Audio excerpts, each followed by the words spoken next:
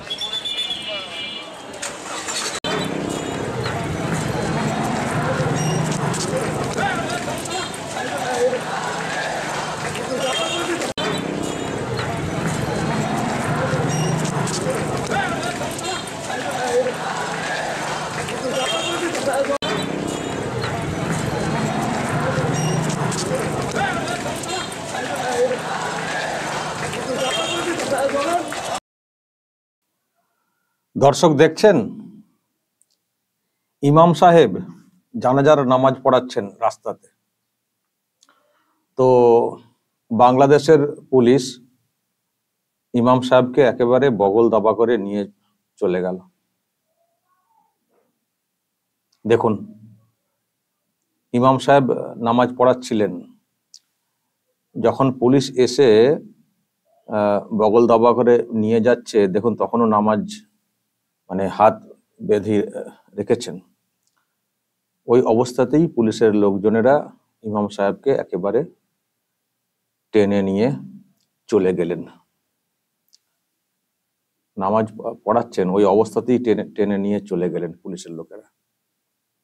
শুধু ইমাম সাহেবকেই নয়, আরো যারা ওখানে দাঁড়িয়ে ছিলেন, যারা নামাজ পড়ছিলেন, জানাজার নামাজ কেউ মারা গেলে তাকে দাফন করার আগে একটা নামাজ হয়, কবর দেওয়ার আগে। তো সেই নামাজ রাস্তার একদিকে হচ্ছিল। তো ইমাম সাহেবকে তো ধরা হলোই, সে সঙ্গে আরো কয়েকজনকে ধরে নিয়ে পুলিশ চলে গেল।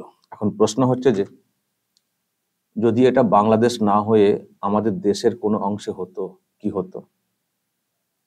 আবার যদি এটা উত্তরপ্রদেশ, গুজরাট বা এইরকম কোনো রাজ্যে যদি হতো, তাহলে কি হতো? গোটা দেশ জুড়ে দেখতেন কি হতো। আর বাংলাতে যে কি শুরু হতো, দেশের যে কোনো প্রান্তেই ঘটুক না কেন, বাংলাতে তার প্রতিবাদে যে কি শুরু হতো, নিশ্চয়ই বুঝতে পারছেন কি শুরু হতো, কি হতো। কিন্তু এটা তো বাংলাদেশ, মুসলিম কান্ট্রি। সেখানে তো রাস্তার নামাজে এইভাবে বাধা দেওয়া হলো। সবাই তো গুড়গুড়িয়ে চলে যাচ্ছেন, কেউ তো কোনো প্রতিবাদ করলেন না, চিৎকার তো করলেন না, ক্ষেপে তো উঠলেন না, ইট পাটকেল ছোঁড়াছুড়ি তো করলেন না পুলিশের উপরে, সব তো চলে গেলেন। পুলিশের লোকেরা দাঁড়িয়ে একেবারে নামাজ হচ্ছে ওই অবস্থায় ইমাম সাহেবকে ধরে নিয়ে চলে যাচ্ছেন। ভাবুন, আমাদের দেশে পুলিশ বা কোনো দপ্তর এটা কখনো এইরকম করতে পেরেছে? ইমাম সাহেবকে ধরে নিয়ে চলে যাওয়া। এমনিতেই দেখবেন রাস্তা জ্যাম করে নামাজ হলে কিছু কিছু ভিডিও যখন আসে, সেটা নিয়ে অনেক কিছু হয়ে যায়, অনেক তোলপাড় পরিস্থিতি হয়ে যায়, যদি পুলিশের তরফ থেকে মানা করা হয় যে এখানে নামাজ এই সময় পড়বেন না, রাস্তা জ্যাম করে, সেটা নিয়েই কত কি হয়ে যায়। তো এখানে ইসলামিক কান্ট্রি, নিশ্চয়ই তারা আরো বেশি বুঝবে নামাজের কি গুরুত্ব, আরো বেশি বুঝবে, তাদের কাছে অনেক বেশি সেন্টিমেন্টের নামাজ ইত্যাদি। কিন্তু সেই রকম একটা দেশে পুলিশের লোকেরা একেবারে ইমাম সাহেবকে বগল দাবা করে নিয়ে চলে যাচ্ছেন। পেছনের লোকেরা দাঁড়িয়েছিলেন, তারাও দেখলেন যে যা বাবা, কি হলো, ইমাম সাহেবকে ধরে নিয়ে চলে যাচ্ছে পুলিশ।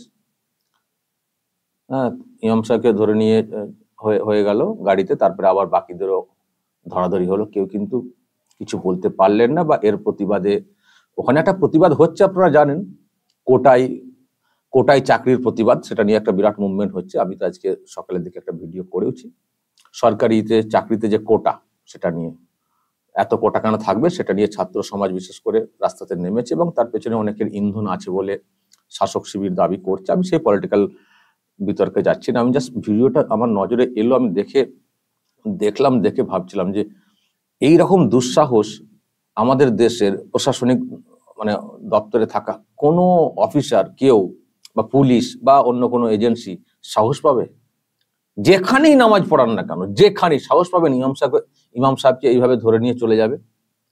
কেউ সাহস পাবেন? এবং সেই ঘটনার পরে সবাই গুড়গুড়িয়ে চলে যাবেন, এত মেনে নেওয়া, এটা হবে? এটা হবে?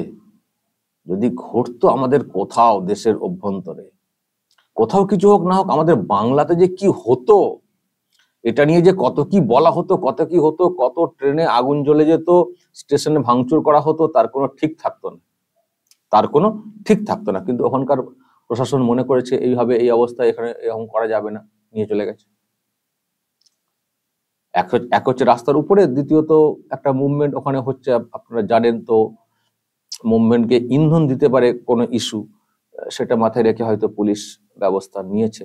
কিন্তু ভিজুয়ালটা যেটা না, একেবারে মানে অনেকেরই নজর কেড়েছে, সবাই পালাচ্ছেন দেখুন, অনেকেরই নজর কেড়েছে যে ইমাম সাহেবকে বগল দাবা করে তুলে নিয়ে চলে গেল পুলিশ, নামাজ রত অবস্থাতে, শুধু ভিজুয়ালটা দেখুন বারবার, নামাজ পড়াচ্ছেন, নামাজ পড়ানো অবস্থাতে বগল দাবা করে নিয়ে চলে গেল বাংলাদেশের পুলিশ।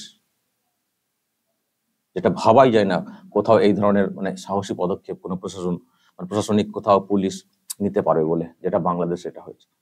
দর্শক বলবেন, যদি কিছু বলার থাকে, যা বলার বলবেন কমেন্ট বক্সে, নজর রাখবেন আরামবাগ টিভিতে।